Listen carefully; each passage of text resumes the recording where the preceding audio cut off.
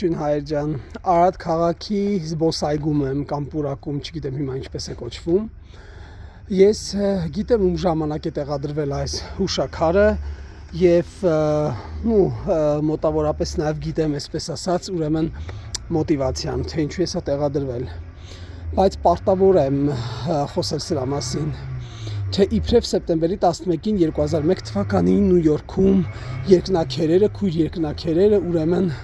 փլուզվեցին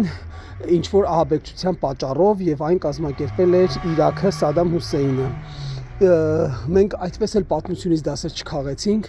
մենք այդպես էլ չսովորեցինք ճիշտը եւ ցավն այն է, որ չենք էլ ուզում սովորել, բայց ես ստիպված եմ ասել, որ այն կազմակերպել էր իսրայելական Մոսադը, այն կազմակերպել էր Նեթանյահուն, որովհետև բազմիցս խոսում էր Ամերիկան, իսկ Ամերիկան դա սիոնիստական ոչ միայն որ չէ, այլև ամբողջ ամերիկյան կառավարությունը ուրեմն հրեաների ստրուկն է եւ իրենք են ղեկավարում, այսպես ասած snapshot, մատը որ տասնում են դրանք խելոք անում են։ Եվ որպեսզի պատճառ լիներ հարձակվեին Իրաքի վրա եւ հատկապես միջին արևելքում Սադամ Հուսեյնը հայտնի էր որպես այսպես արևելքի առյուծ, իսկ այնտեղ կային նավթի մեծ պաշարներ, ուրեմն պետք էր կազմակերպել ինչ-որ բան եւ այն փաթաթել ուրեմն այդ խեղճ ժողովրդի վզին։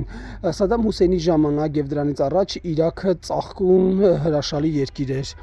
Ես բազմաթիվ հայերի եմ հանդիպել Եվրոպայում, ովքեր որ հենց Սադամ Հուսեյնի ժամանակ ապրել են Բաղդադում եւ ոչ միայն եւ ասում են, որ ապրում են դրախտում, իսկ հիմա այն վերածվել է դժոխքի, որովհետեւ սատանա Նեթանյահուն եւ ամերիկյան անգրագետ վարչակազմը կարողացան հասնել դրան։ Ցավոք սրտի, այնուհետև նրանց թաթը հասավ Եգիպտոս, Սիրիա, Լիբանան, էլ չեմ խոսում Պաղեստինի ցեղասպանության մասին, էլ չեմ խոսում, թե ինչ են պատրաստվում անել ուրեմն մեր հարևան, պատմական հարևան եւ մեր բնական դաշնակից Իրանի Իսլամական Հանրապետության գլխին։ Այն օրը, որ կունենանք ազգային իշխանություն, առաջինը ես կլինեմ, որ այս ոչ միայն կքանդեմ, այլև այստեղ կտեղադրվի Պաղեստինի ժողովրդի ցեղասպանության հուշաքարը։ Լավ մնացեք։